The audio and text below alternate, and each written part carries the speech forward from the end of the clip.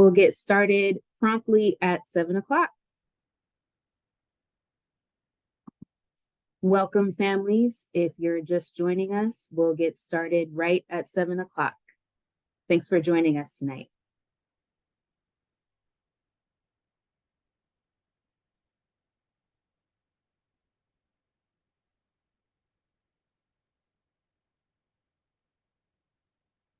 Welcome, families.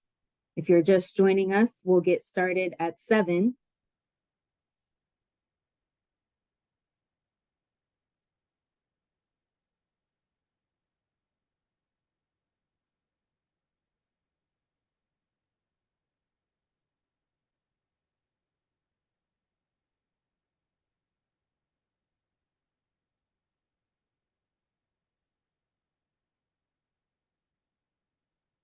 Welcome in, families. For those of you just joining us, we'll get started at 7 o'clock.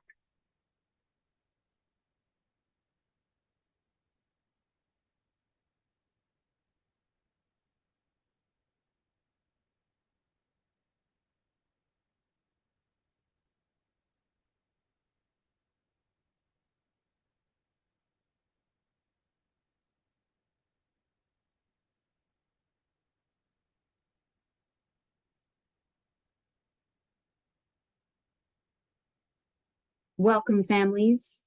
For those of you just joining us, we will get started at 7 o'clock.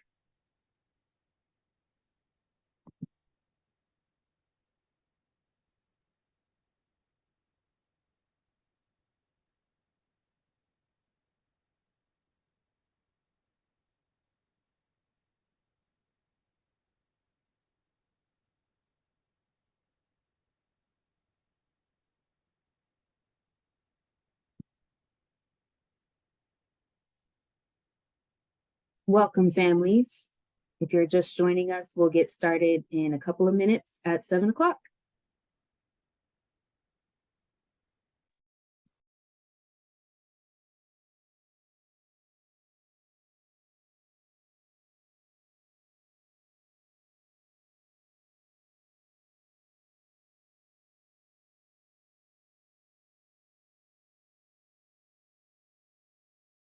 Welcome, families. If you're just joining us, we'll get started in another minute at 7 o'clock.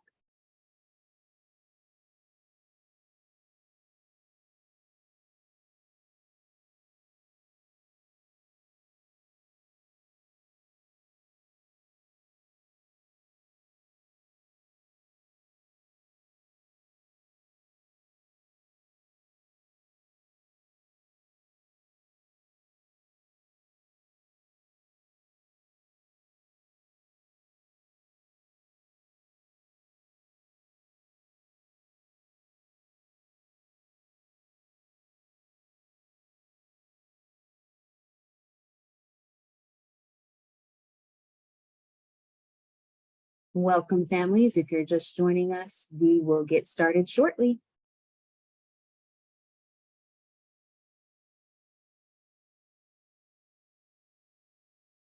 All right, let's get started. Good evening, families, and welcome to the Safety and Support Resources webinar for families. Thanks for joining us tonight, and as always, thank you for supporting our Eagles. I'm Camille Clark, and I'm the Associate Director for Family Engagement. Joining us on the call tonight are our panelists, Raymond O, Vice President of Student Affairs, Jeff Brown, Interim Assistant Vice President for Student Affairs, Dane Hutchinson, Assistant Vice President for Student Engagement and Success, Amanda Taylor, Assistant Vice President for Diversity, Equity, and Inclusion, Philip Morse, Assistant Vice President for University Police and Emergency Management, and Reverend Bryant Osbig, University Chaplain, also known as Rev O. Also joining us tonight on the call is Karen Casella, our Director of New Student and Family Programs, who will be moderating our Q&A. Sean Chapman, Director of Residence Life and Residential Life Education. Julia Gibson, our Digital Content Coordinator, and Amy Neal, our Program Coordinator, both of whom will be managing our tech tonight.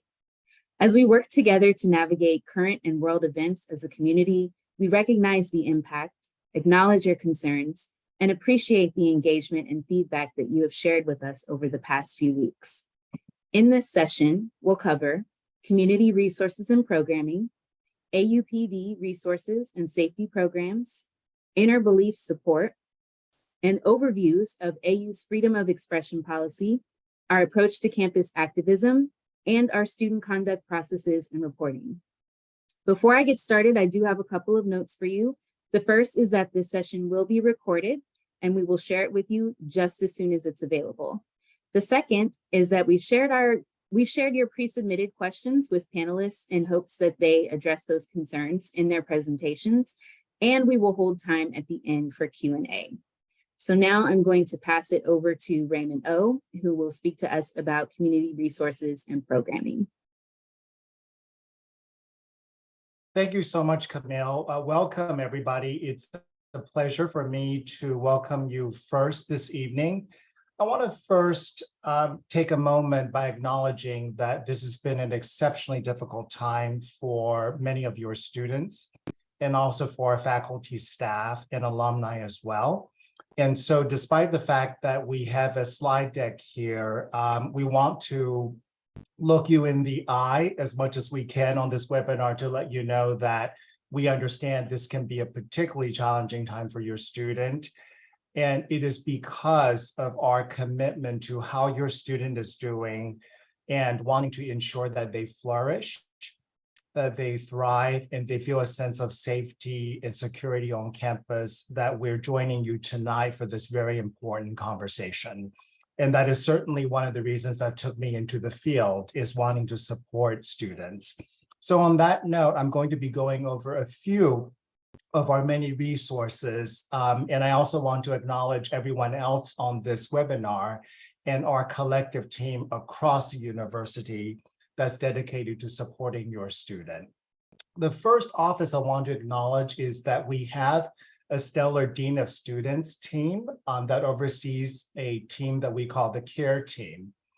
This particular office is a resource for any student with a concern, and they are a very good first place to start.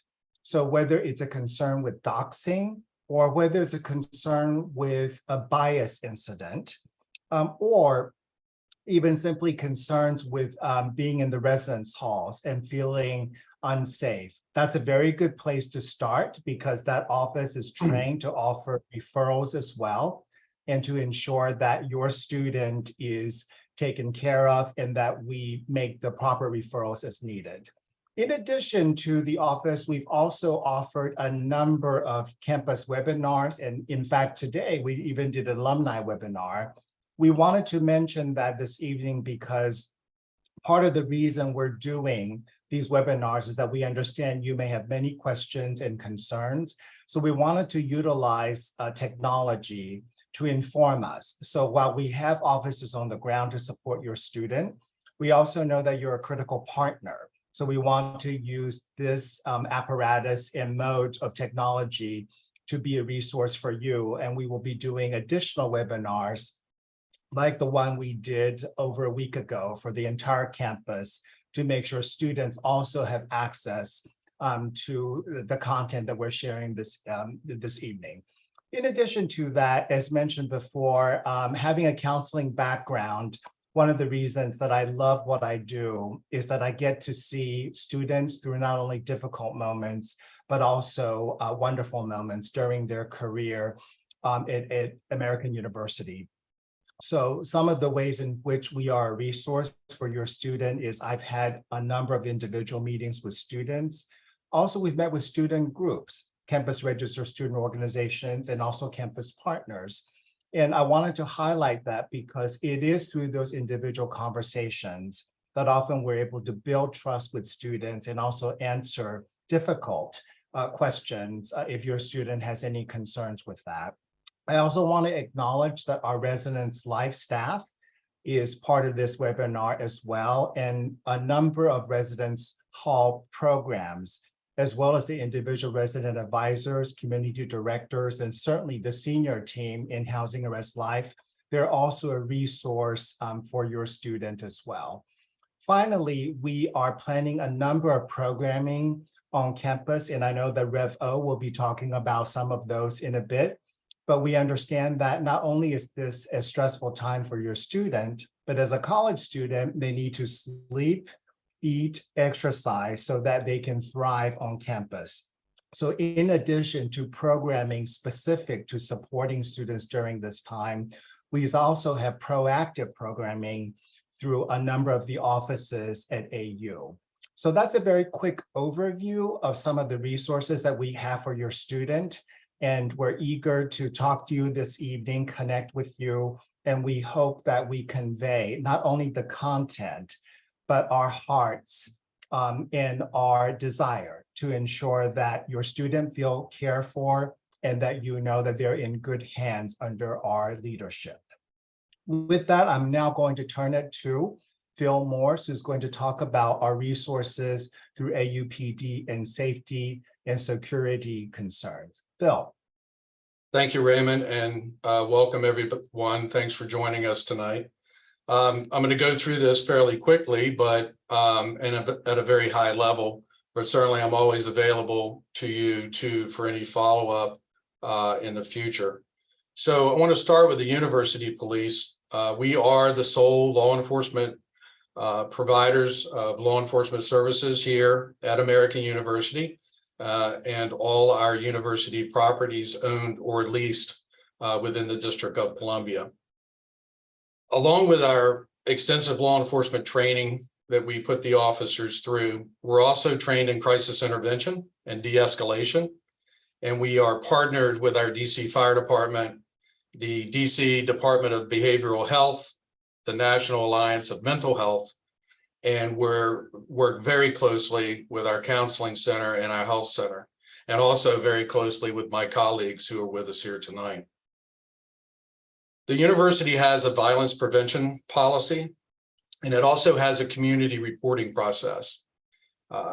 Through this process, we have a threat assessment and management team. And this team is committed to the safety and the well-being of our community. And we do that through education and planning, assessment, management. And we have a goal of mitigating behavioral threats that are both internal and external. The goal of that team is to assess and refer, to support, and then monitor the cases that we review. If there's anything that needs a law enforcement intervention, then we work through the judicial system here through the U.S. Attorney's Office or the Office of Attorney General. We have a number of law enforcement partnerships here in the region, as well as at the federal level, that help us with our safety and security programs and keeping our department informed, as well as able to respond and support us in any event. The first agency is the National Capital Region Threat Intelligence Consortium. That's here in DC. It's a partnership, a fusion center. It has all the law enforcement agencies in Maryland and Virginia, all the federal agencies, and they conduct all the analysis and information with regards to terrorism and crime, suspicious activity reporting, and of course, any breaking news on incidents that could have an effect in the DMV. We're also partnered with the Department of Homeland Security. This is a very critical partnership because we use that partnership to assess our campus facilities, all our infrastructure, roadways, et cetera, that have effect here on campus. And it helps us train agencies that respond to our campus for crisis situations. We're also assigned an FBI liaison agent, and that is an agency that we work with regularly and routinely. And that was done through an initiative, a campus liaison initiative back since 2008.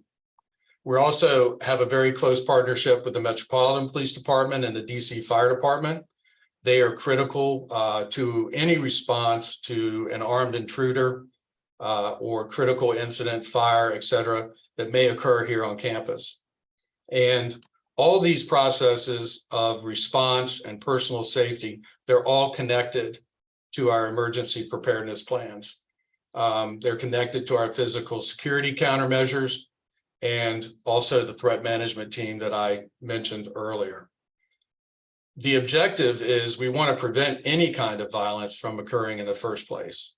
And we also want to be able to notify our community very quickly in an incident, so our community can use the plans and the training that we provide to safeguard themselves and during any situation that we're mitigating here on campus.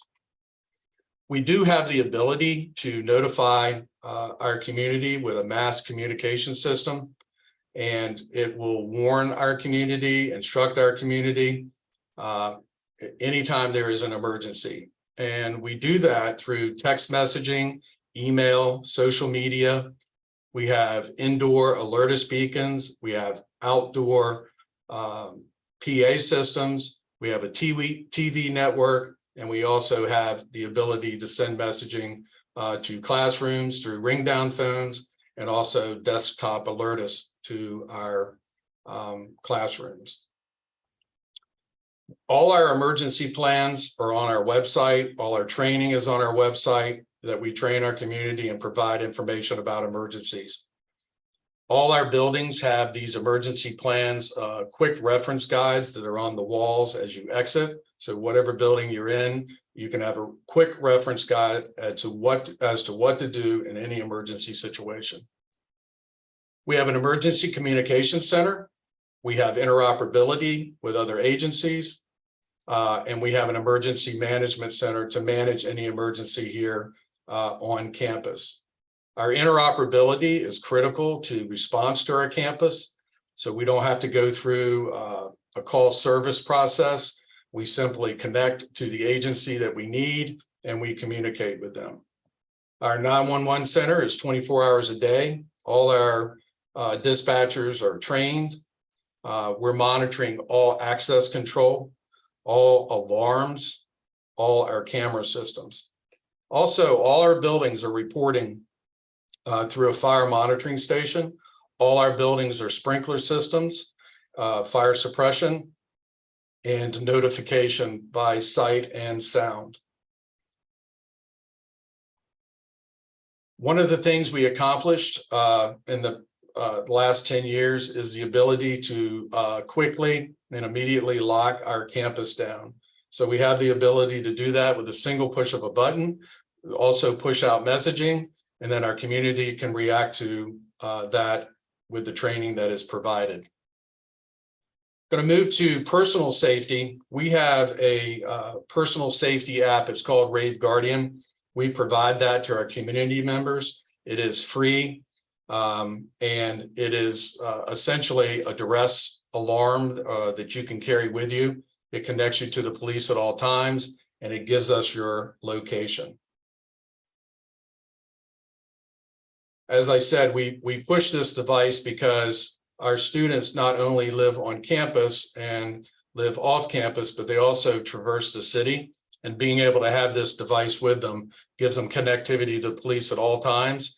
And if they're lost or they don't know where they are in a crisis, it also gives us the location.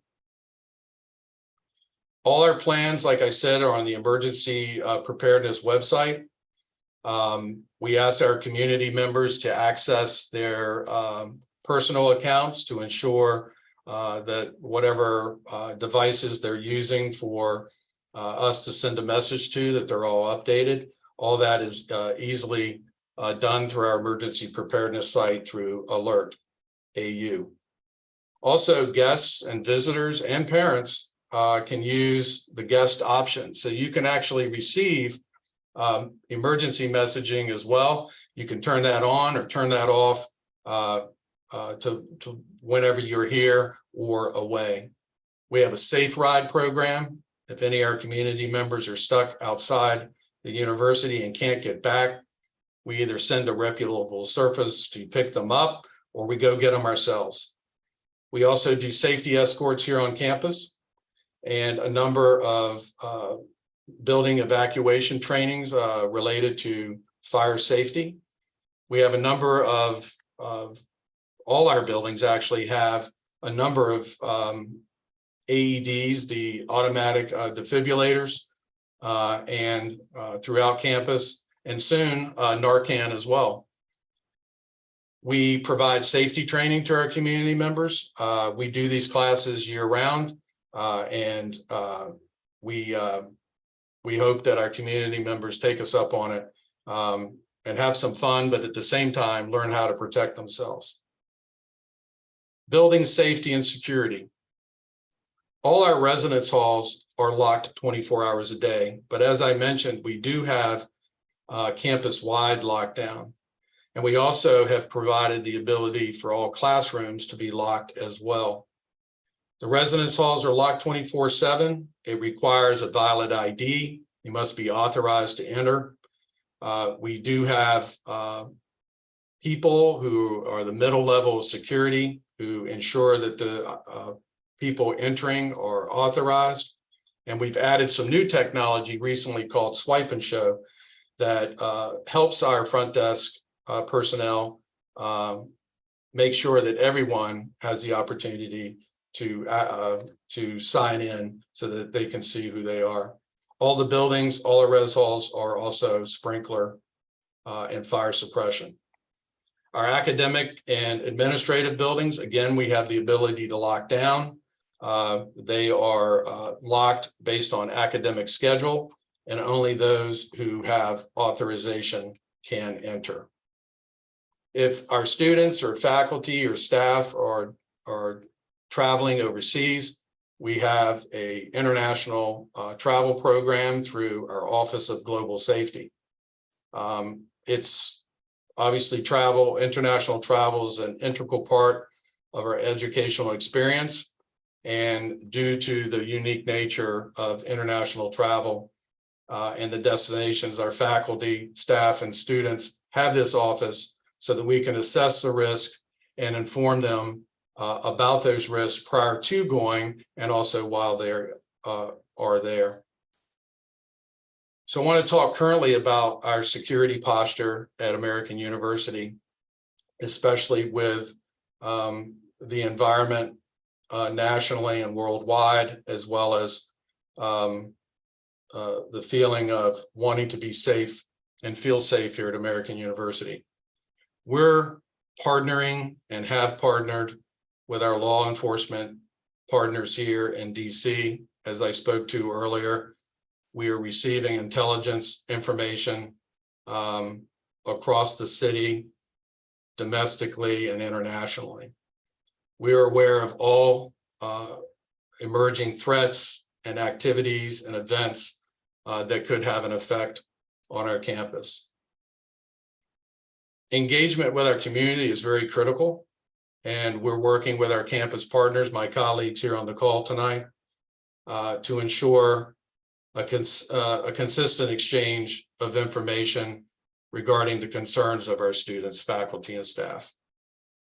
The police department is also proactively working with all event organizers across the university. We're performing assessments of their events. We're developing plans to provide the appropriate level of security for those events, while we're being respectful of their preferences regarding the visibility and the interactions of law enforcement.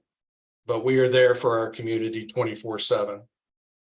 Also, we're making sure that our officers are positioning and are positioned in areas that give us the most visibility and certainly maximizing our opportunities in the most populated locations, as well as travel pathways and roadways in our buildings.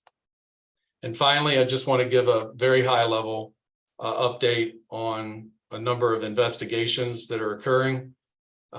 We are actively investigating and making progress daily in our investigations at Letts Hall and Kerwin Hall, as well as other incidents that are reported to us on campus. We immediately begin investigations on all things that are reported to us. We are working, and as I mentioned before, we work every day with the FBI, but in some of these cases, we're working in partnership with them We have any resource that we need to advance the investigations. We are actively interviewing witnesses. We've collected evidence. We're reviewing all technological data. And we ask our community that if you have information on any of these incidents, to reach out to us immediately, provide us the information. You can also do it anonymously through that Rave Guardian app. You can send us a tip. So if the community has information, please give us a call. And that ends my part of the presentation. I'm going to now turn it over to Rev O.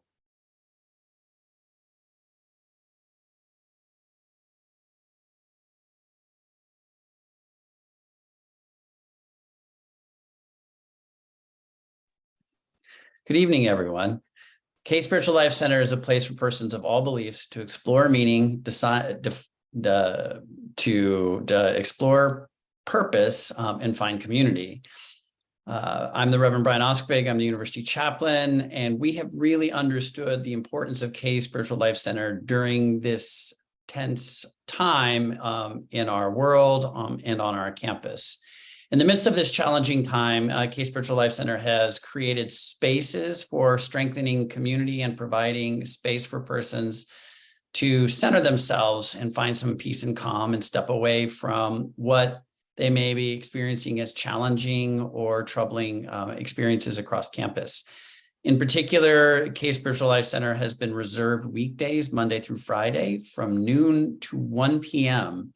as a space that students and community partners and community members can gather to light a candle, to sit in silence, to spend some time in quiet reflection.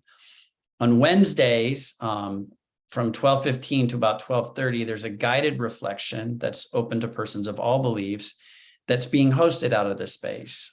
For those of you who would like to see that experience, our first one was this past Wednesday, and it's currently available for you to participate in on the K Spiritual Life Center website, which is on the American University website. We invite you all, as you feel led, to participate in that experience. K Spiritual Life Center also hosts 24 different belief communities that continue to gather in the Spiritual Life Center every week. We work very hard to ensure that the space feels comfortable and safe for every single one of our groups that gather there, that they understand it's a space that they can come into, that they can be grounded in an identity that has deep meaning for them, that they can explore that identity in safety, and that they can find community in the midst of that. We continue to focus our energy and our attention with all of our university partners, many of whom are on this webinar with me, to make sure that K is that safe space for all of our community members. So that's a lot of what we're doing in creating a place for community members to find that sense of belonging and to also ground themselves in the midst of all of the challenging experiences they may be having. I now turn the continuation of this conversation over to Amanda Taylor to continue. Hi, everyone. Thanks, Rev O. As Rev O said, I'm Amanda Taylor. I am the Assistant Vice President for Diversity, Equity, and Inclusion here at American University. And you know, I've been here at AU for almost 17 years, and you know, I am glad to be in community with all of you tonight, especially some of the families that I have been talking with over these years and these past weeks in particular. So thank you for being in community with us together tonight. Tonight, I'm here in a capacity to talk about our freedom of expression and expressive conduct policy at American University. And it's really a policy shared by, you know, across the institution. But I want to frame out kind of how this policy is related to our university mission and values, and also, of course, our central commitments to student safety, because I know it's been really front of mind for many of us, especially these past weeks. So just to start, you know, we know that each of you sends your students to AU to be a part of an academic community where they can pursue ideas, where they can ask and be asked challenging and important questions of themselves, of each other, and about the world. And you also likely want your student to have the opportunity to do this among a diverse group of people with a wide range of perspectives and ideas that all kind of enrich and challenge each other to think in new and different ways. And this is the kind of environment that really helps our students build and practice using their voices. It's the kind of environment that supports faculty in building new forms of knowledge. It's the kind of environment that lays the foundation for all of our community members to build the skills they're going to need to lead in this world far beyond AU's campus. And we know, of course, that this sort of meaningful and healthy engagement, even when it's difficult and challenging, can only happen in an environment where everyone can be safe from harassment, threats, and intimidation. So at a high level, our free expression and expressive conduct policy is basically our guide for how we create that sort of vibrant and healthy academic environment at AU, while also establishing key guardrails. And so just last year, we spent, there's a large group of cross-campus partners that spent a year and took a lot of time. I was a part of that group, as were many faculty and staff and students from across campus, to really do an overhaul of our policy in a way that's distinctive, and that we really try to think about the ways that speech and expressive conduct show up in different spaces and places across the institution, and really center students in the way we think about this work, even as we pay careful and close attention also, of course, to our faculty and staff members of our community. So what the policy does is outline the guidelines for students, faculty, and staff as they express themselves in a variety of ways. So that can be whether through words, signs, actions, creative activities. And the policy also talks about the expectations for expression in a variety of different spaces, right? Like the quad, and how expression in the quad might be different from expression in the classroom, and how faculty and staff have sort of different and distinct responsibilities in the classroom space in particular. And it even touches on online space. And in general, our policy's goal is to affirm the broad rights of community members to express themselves freely and openly, and also importantly, to express dissenting perspectives, including through things like protests that you'll hear my colleague Dane talk about just after I close here. So, of course, in expressing our different views, we're not always going to agree with each other, and we may find some perspectives harmful, distasteful, even directly offensive.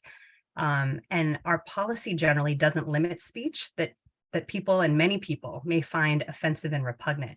But what it does do is emphasize our responsibilities to each other as members of a community committed to inclusion and human dignity. And it outlines our responsibilities to doing the hard work to listen and learn when we and others make mistakes, and to work to repair the harm that's caused. Also importantly, our policy outlines a few key limitations, right, on expression, including in 4 key areas. These are the guardrails that I was talking about earlier. And so these 4 areas are expressive conduct. Number 1, expressive conduct that threatens or endangers health or physical safety of any person. Number 2, expressive conduct that violates law or incites the imminent violation of law. Number 3, expressive conduct that violates the discrimination policy or the Title IX sexual harassment policy. And number 4, expressive conduct that violates any university policy. So that's including, but not limited to, our student conduct code, which our colleague Jeff will talk about a bit later, staff personnel policies, the faculty manual, etc. So we know that there's a lot of challenges inherent, especially in this moment, in differentiating between sort of what is deeply offensive speech and what's threatening expression. And many of these considerations are things that we and other universities across the country are experiencing right in this moment. And we are actively working through these questions to try and help offer clarity to our community. You may have seen the email earlier from our leadership, in which the university is working to more clearly articulate our approach to postering and protest, for example, to help set community expectations. And there will be more communications to come shortly to clarify other key topics around these issues of expression that have arisen from many parts of the community, including from many parents and families, and many of whom, like I said, we've been talking over these weeks. So I want to reaffirm that any student who feels that they've been subject to harassment or intimidation or threats should reach out to my colleague, Leslie Annexstein, in the Office of Equity and Title IX, or to Phil in AUPD and our colleagues there. And it is in these moments of high tension that's especially important that our community members have space to express themselves and their perspectives, but in ways that are consistent with our array of policies and that also support our community safety and well-being. And we're really grateful to all of you for being partners in this work.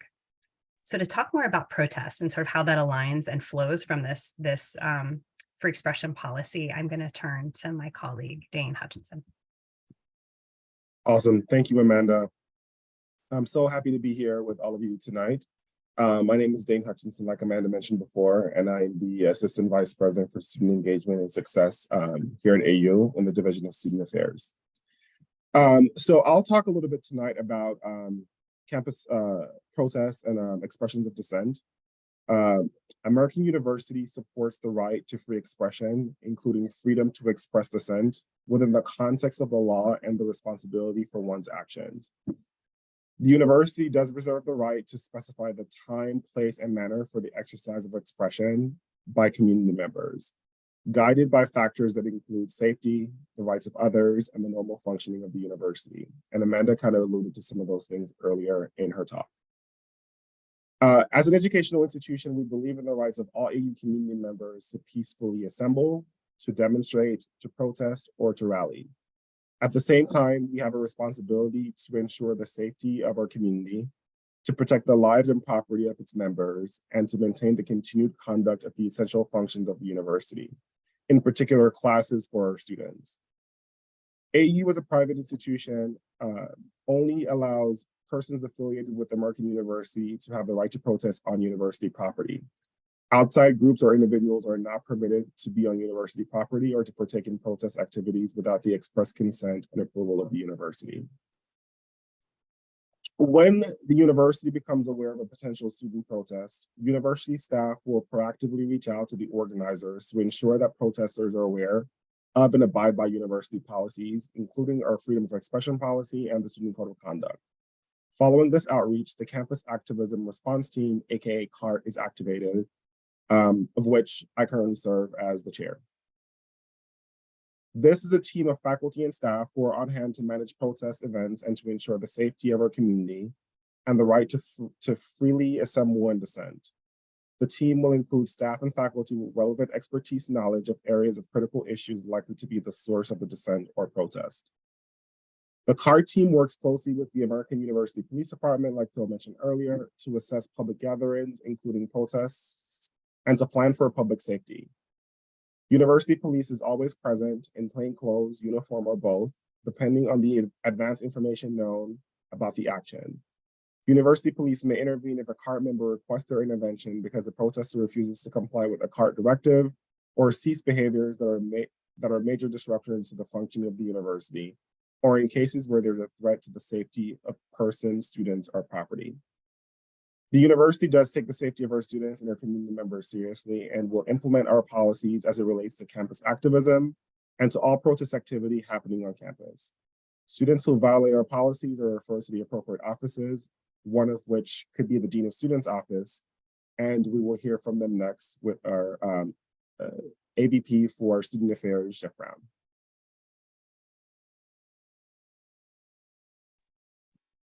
Thank you, Dane. And hello, everybody. It's a pleasure to be here with you all tonight. As Dane said, my name is Jeff Brown. I serve as the interim Assistant Vice President for Student Affairs.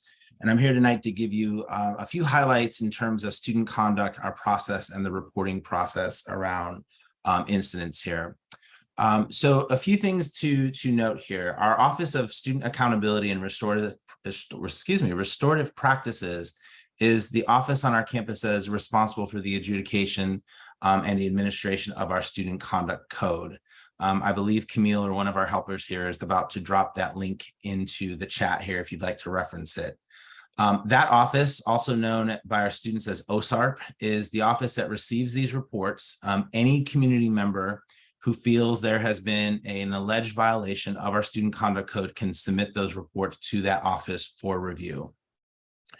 Again, that code is available online. That code that is referenced applies to all American University students, with the exception, in some cases, of our Washington College of Law students. So The undergraduate students and the majority of our master's students and doctoral students on our campus are subject to the conditions in the Student Conduct Code. If you take a moment to review the code, you're going to see it is rather lengthy, but the key pieces in there, if you choose to peruse it, outline our definitions, outline what we define as prohibited conduct on our campus, our multiple processes for adjudicating an alleged violation of the code, our potential sanctions, and several other related policies, some of those which you've already heard referenced here tonight, such as our Title IX and discrimination policies are included in there as well. Anyone wishing to report an incident can do so, and those incidents can be reported via an online form found either on the Office of the Dean of Students webpage or the OSARP, or the Office of Student Accountability and Restorative Practices website. Those reports can be submitted at any time of the day or night and are reviewed on regular business days by the staff in our office. I will note, you've already heard from AVP Phil Morse. Reports through those, the venues I'm speaking of, would not be places to report emergency situations. Those should be reported to the police department. And certainly, if applicable, follow-up by this office would also occur. So again, those reports are available on those websites. Also, anyone who's having trouble accessing those can certainly call or email our office, and we'd be happy to help people walk through that process. So once we have reports that are received, those reports are reviewed for potential violations of the Student Conduct Code, really paying attention to the part of the code that references prohibited conduct. If it is deemed that there are potential violations of the code, those cases are then assigned to an appropriate staff member. In certain cases, there is time taken to secure additional information. So that may involve interviewing students who may have been involved. And then at some point, if it is deemed there is a likely violation of the code, charges would be applied and the students would be notified. You'll note, if you do peruse through the code, there are multiple ways we can adjudicate cases. We have formal processes, informal processes, and then in some cases we have restorative processes that allow a student to have an alternative form of resolving their student conduct case. Should these processes result in a finding of responsibility, or as some people would say, a guilty resolution, if you will, we tend to use the term responsible and not responsible for that prohibited conduct. But if we have a finding of responsibility, then those cases would move to a sanctioning phase. And you will also see, as I indicated in the Student Conduct Code, what the range of sanctions exist in terms of our code. That can be anything from a general warning to an educational sanction to restitution, for example, if damage was done, removal from an on-campus housing arrangement, suspension or dismissal. And many people ask what the differences are between suspension and dismissal.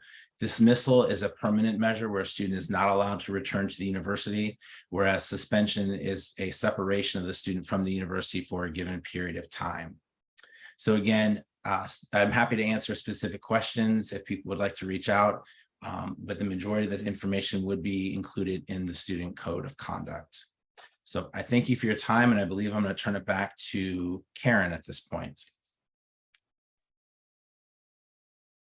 Thank you, Jeff.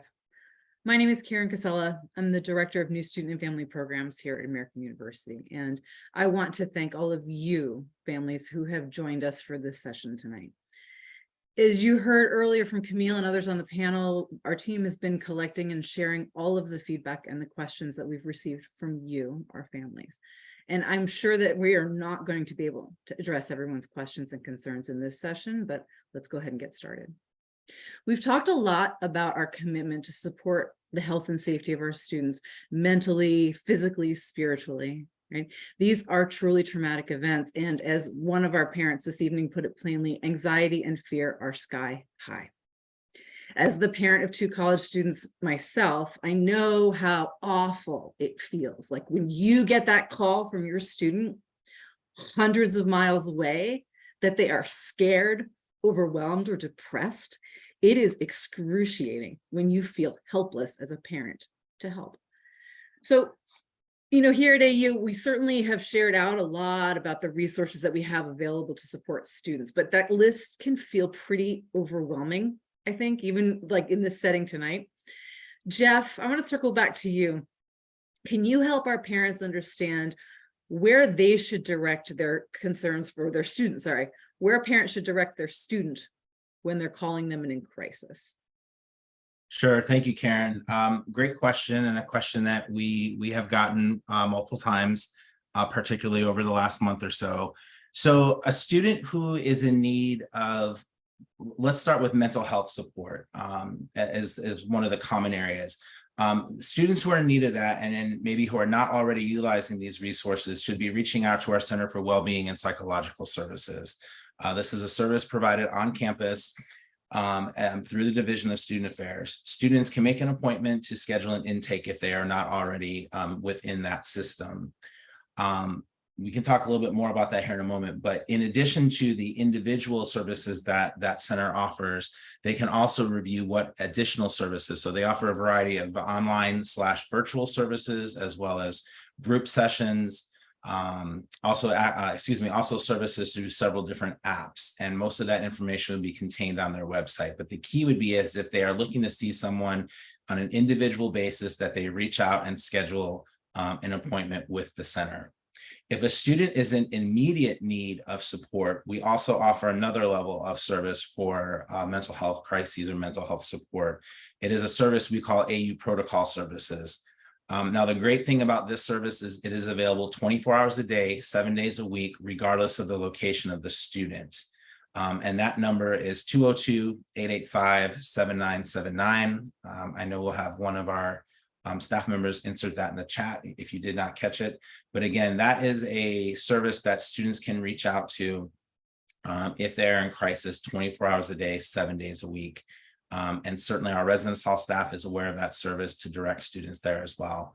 And I guess lastly on this point, what I'll say is if a student ever feels that their safety is in question, that is when they should be reaching out directly to the AU Police Department in terms of how Phil referenced accessing their services, either by calling them directly or using the Rave Guardian app. Thanks, Jeff. That's really helpful. Now, I know, but I'm not sure that our families are aware that in fact, parents can also call protocol, correct? And in what settings would that be helpful? Yes, that's a great one, Karen. So not just our students, but our faculty, our staff, and parents can access protocol services for consultation. So maybe if you are in a situation maybe you don't know exactly where to direct your students, but they are having some sort of mental health crisis, that is also appropriate too, and they will assist you as best they can and provide you those resources. Okay, I've got two last questions for you though, Jeff, before I let you go. So, one, I know Raymond referenced our community of care and our care network.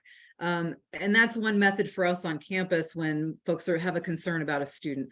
Where would you recommend parents to turn when they have concerns about their specific student's safety or mental health and they want to reach somebody on campus? Sure. Great question again. And going back to Raymond's, one of his introductory comments in terms of the Office of the Dean of Students. So I always like to tell people, if you are not quite sure where to start, but you have a concern, you have an issue that you would like to have addressed regarding your student, is to start with the Office of the Dean of Students.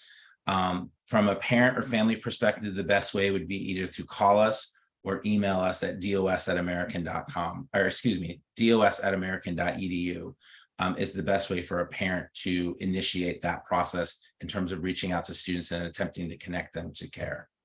Got you. Thanks, Jeff. I've got one more question for you before I let you go, which is, especially around times like these when stress rates are really high, we know that demand is higher for services, right? And I think a lot of times it seems that our students are really reticent to reach out to seek those appointments because they're afraid that they're not going to get to be seen. What can you tell us about what the current wait times are looking like for that kind of support and appointments?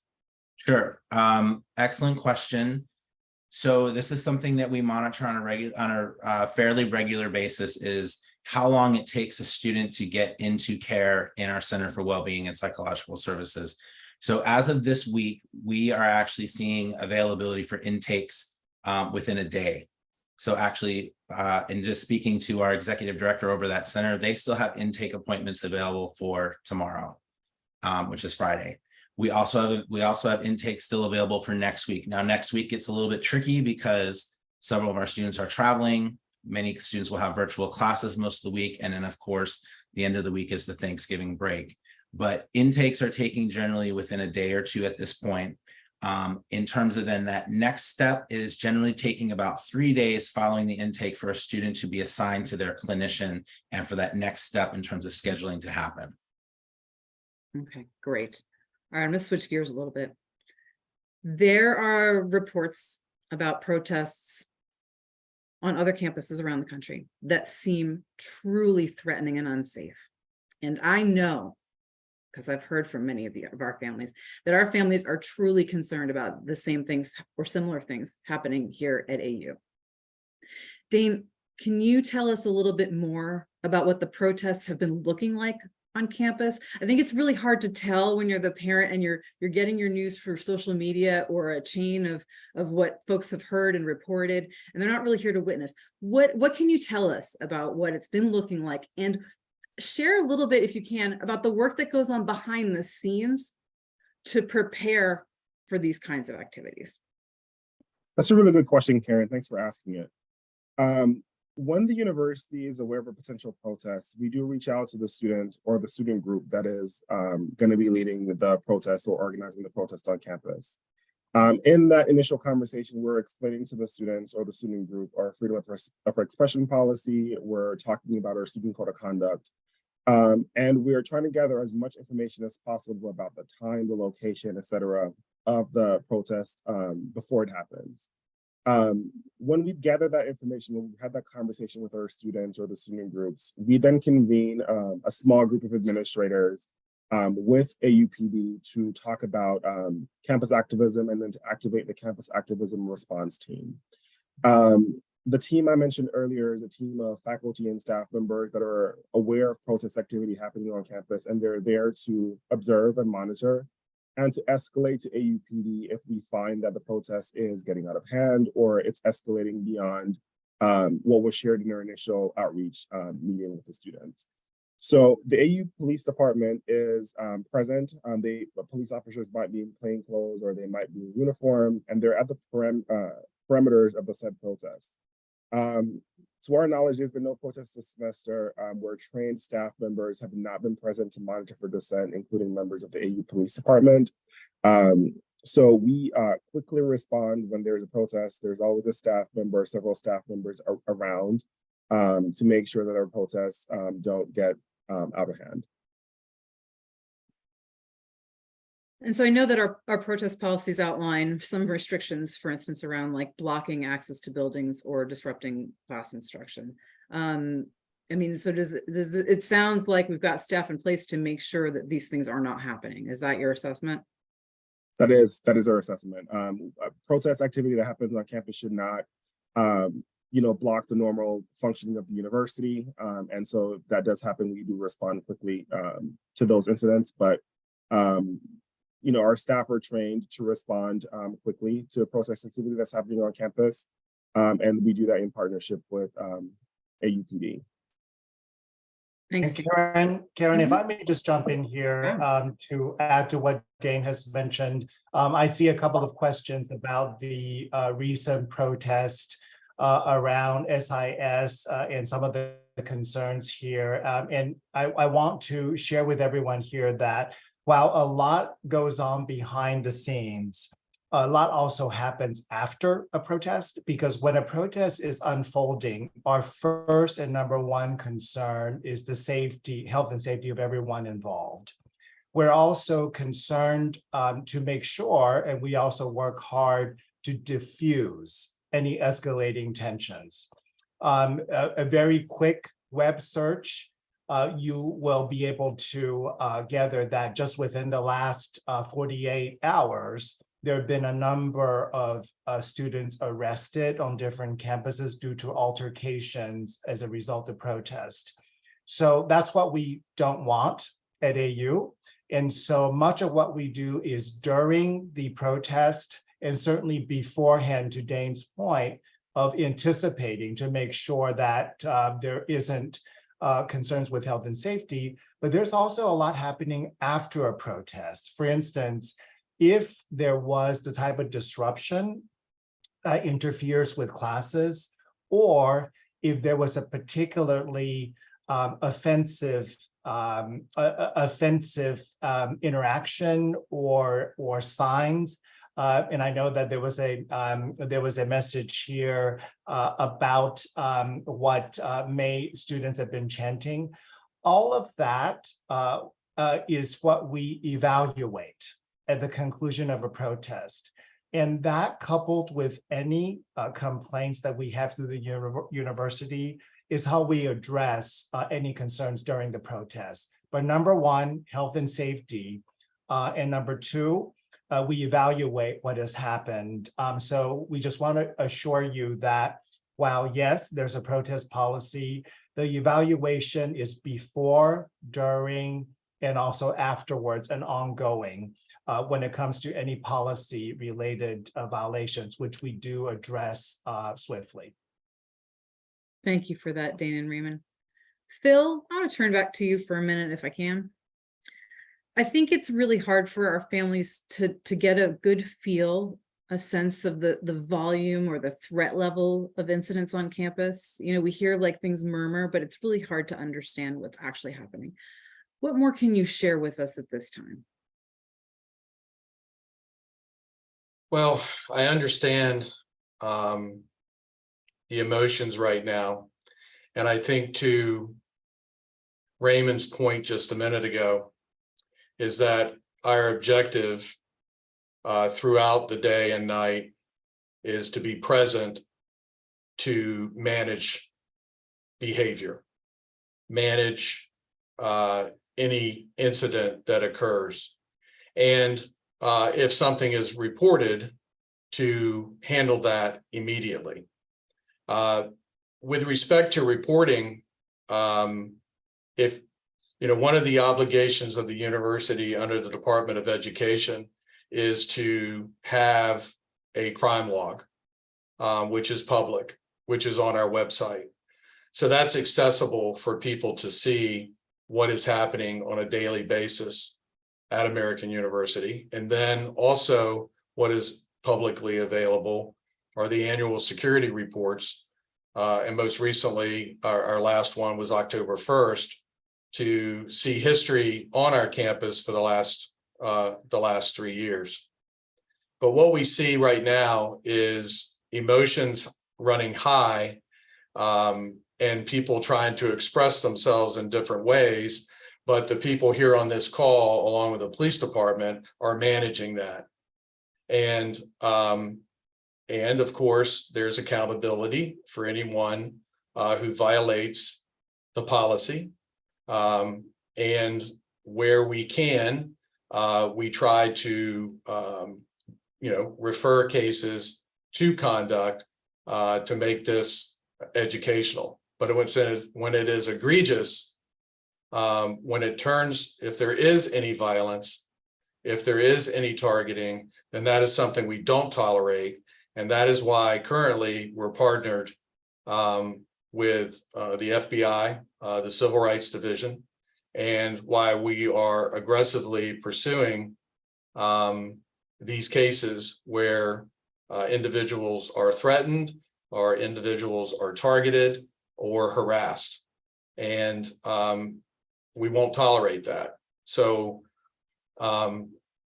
my sense is that the campus, we are working and living in a safe environment. We're working in an environment right now where we have to manage the various incidents that are occurring, and we need to hold people accountable who violate to violate those rules and laws that keep us safe. Thank you, Phil. I appreciate it. I think we're all understanding that we're navigating through some really challenging conditions in real time, but I really think our families are anxious to hear some more details about the kinds of activities and next steps that we're working on.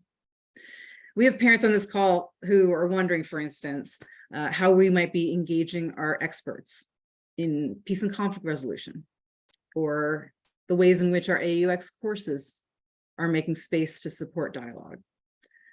I know Provost Wilkins previewed earlier and kind of hinted at this in her memo that the faculty are actively working on some academic outlets for these conversations and opportunities to bring that academic expertise and our teams together to have these conversations. But I'd like to open this up to the panel to see if there's other things that we can share out tonight that are in the works or that parents should be able to expect from us in the coming days and weeks. Karen, I'll start and then happy to defer to others as well. Again, this is Raymond O here.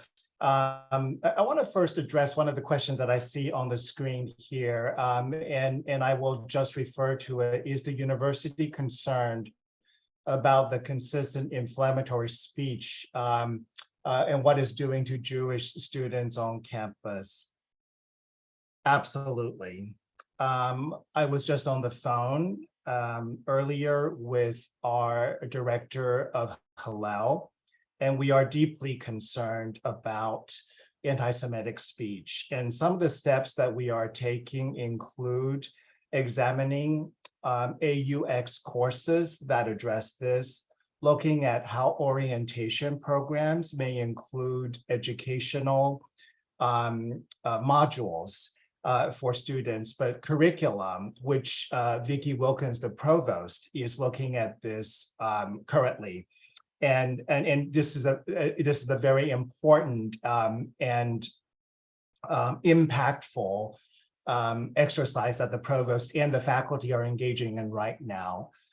In addition to that, I know that our team in our student affairs division, we are actually prepared to offer intergroup dialogue, which is a resource that allows students to exchange often difficult comments, to have difficult conversations. But some of our students are very much ready to have those dialogue groups. So we are considering when to offer that as a way of next steps to your question, Karen. But we also know for some students, the emotions are too raw right now. So what we're trying to do is to gauge when to do that, the manner to do that, and the best way to create that safe, physically and psychologically sound space for students to engage in those dialogues. The final thing I'll say, which is referred to earlier in the memo that went out from me and others, I'm still relatively new to AU. I arrived in the beginning of July of this year, but I've worked in a number of universities, and everywhere I've been during my tenure the first year, I'm always reviewing all of the policies. So one of the things that we're also doing, I know there are some questions about where's the intersection between hate speech, free speech, and where is that line? Part of what I think it's important for us to convey tonight is the context influences where the line is for institutions. And the context is changing, not only at AU, but globally. And we are very much monitoring what that looks like. And because of that, we are actively looking at the policies that we have at AU because it has to evolve with the times. It can't be static. So that's also one way, Karen, that we're addressing some of the next steps. But a lot of it will be on education. It will, of course, also be geared toward any violations of policy, but the policies have to reflect the times. And so that's one of the areas that we're looking at as well. And I hope that is helpful in thinking about some of the next steps that we are actively taking. Thank you, Raymond.